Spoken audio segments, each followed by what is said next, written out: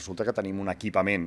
que depenia del CatSalut, de la Fundació Hospital, de l'Ajuntament de Mataró, del Consorci, i al final, entre totes aquestes administracions, ens hem trobat,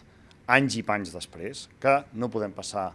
un informe de bombers, no es pot donar una llicència, i òbviament, si no es pot donar una llicència, efectivament, els malalts s'han de traslladar.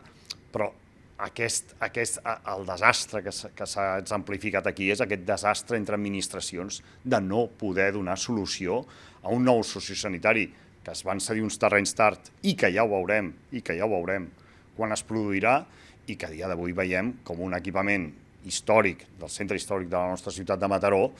es té que fer un traslladat a cuitacorrents perquè no hi ha hagut un diàleg. Recordem que l'Ajuntament de Mataró l'any 21 ja estava anunciant, dintre del marc de l'estratègia de la ciutat cuidadora, estava anunciant que aquest equipament del carrer Hospital tenia que ser un centre neuràlgic per a cuidadors de la gent gran, cuidadors de discapacitat, i ara resulta que el propi Ajuntament,